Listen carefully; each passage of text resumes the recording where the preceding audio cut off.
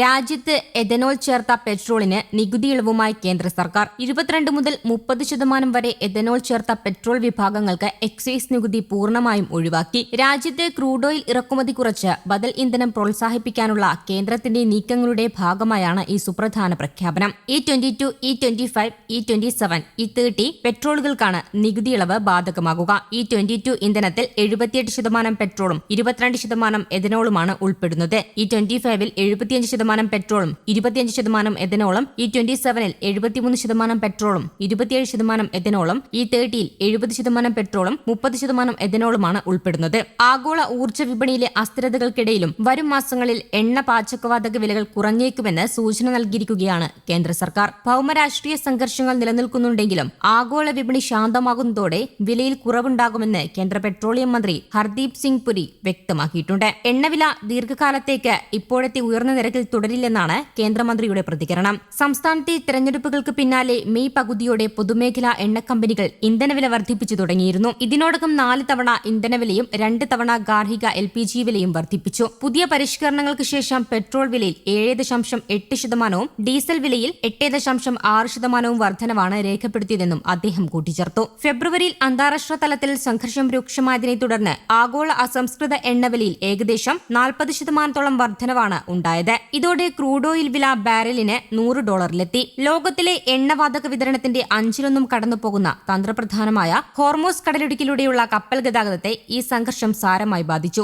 എന്നാൽ നിലവിലെ സംഘർഷങ്ങൾ മറ്റു മേഖലകളിലേക്ക് കൂടി വ്യാപിപ്പിച്ചാൽ സാഹചര്യം കൂടുതൽ ആശങ്കാജനകമായേക്കാമെന്നും മന്ത്രി മുന്നറിയിപ്പ് നൽകി. ലോകത്തിലെ ഏറ്റവും വലിയ 3ാമത്തെ എണ്ണ ഇറക്കുമതി രാജ്യമായ ഇന്ത്യയെ ഈ വിതരണ തടസ്സം നേരിട്ട് ബാധിച്ചിട്ടുണ്ട്. സംഘർഷത്തിന് മുൻപ് ഇന്ത്യയുടെ ക്രൂഡ് ഓയിൽ ഇറക്കുമതിയുടെ 40%-ലധികവും ഗാർഹിക ആവശ്യങ്ങൾക്കുള്ള LPG ഇറക്കുമതിയുടെ 90%-വും ഹോർമൂസ് കടലിടുക്ക് വഴിയാണ് എത്തിയിരുന്നത്. എന്നാൽ പ്രതിസന്ധി മറികടക്കാൻ ഇന്ത്യ സജ്ജമാണെന്നും മന്ത്രി വ്യക്തമാക്കി. പെട്ടെന്നുണ്ടാകുന്ന വിതരണ തടസ്സങ്ങൾ നേരിടാൻ ഇന്ത്യക്ക് 76 മുതൽ 80 ദിവസം വരെയുള്ള തന്ത്രപ്രധാനമായ എണ്ണവാതക കരുതൽ ശേഖരമുണ്ടെന്ന് കേന്ദ്രമന്ത്രി വ്യക്തമാക്കി. പശ്ചിമേഷ്യയിൽ നിന്നുള്ള വിതരണത്തിലെ കുറവ് നികത്താൻ അമേരിക്ക, കാനഡ തുടങ്ങിയ പടിഞ്ഞാറൻ രാജ്യങ്ങളിൽ നിന്നുള്ള വിതരണക്കാർക്ക് സാധിക്കുമെന്ന ആത്മവിശ്വാസവും അദ്ദേഹം പ്രകടിപ്പിച്ചു. ആഗോള വിപണി ഉടൻ ശാന്തമാകുമെന്ന പ്രതീക്ഷയിലാണ് നയരൂപീകരണ വിദഗ്ധരെങ്കിലും ഗൾഫ് മേഖലയിൽ സംഘർഷം വീണ്ടും ബലപ്പെട്ടാൽ അത് ഇന്ത്യയിൽ പണപ്പെരുപ്പം വർദ്ധിപ്പിക്കാൻ കാരണമാകുമെന്നാണ് സാമ്പത്തിക വിദഗ്ധരുടെ മുന്നറിയിപ്പ്. പശ്ചിമേഷ്യൻ സംഘർഷത്തെ തുടർന്ന് ക്രൂഡ് ഓയിൽ വില ക്രമാതീതമായി വർദ്ധിച്ചിട്ടും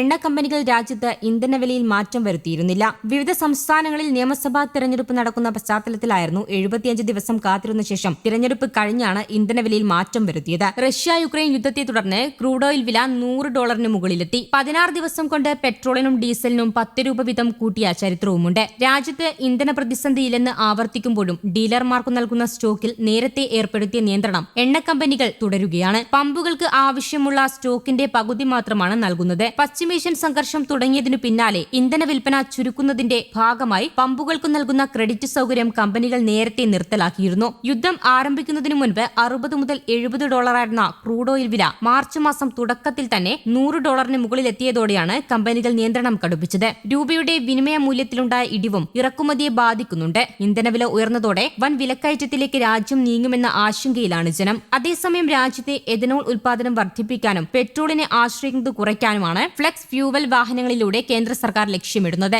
അസംസ്കൃത എണ്ണയുടെ ഇറക്കുമതി ചെലവ് കുറയ്ക്കുന്നതിന് ഇത് സഹായകരമാകും. കരിമ്പ്, ചോളം തുടങ്ങിയ കാർഷിക വിളകളിൽ നിന്നാണ് എഥനോൾ ഉൽപ്പാദിപ്പിക്കുന്നത്. ഇത് കർഷകർക്കും സാമ്പത്തിക നേട്ടത്തിന് സഹായകരമാകുമെന്ന പ്രതീക്ഷയുണ്ട്. രാജ്യം ഇന്ധന പ്രതിസന്ധിയിലൂടെ കടന്നുപോകുന്ന ഘട്ടത്തിൽ ഫ്ലെക്സ് ഫ്യൂവൽ വാഹനങ്ങൾ കൂടുതൽ ഗുണം ചെയ്യുമെന്ന് സർക്കാർ ഊന്നിപ്പറയുന്നു. പുതിയ ഇരുചക്ര വാഹനങ്ങളുടെയും 4 ചക്ര വാഹനങ്ങളുടെയും പകുതിയെങ്കിലും ഫ്ലെക്സ് ഇന്ധനത്തിലേക്ക് മാറിയാൽ എഥനോളിന്റെ ആവശ്യകത വർദ്ധിക്കും. ഇത് കർഷകർക്ക് അധിക വരുമാനം നേടിക്കൊടുക്കും.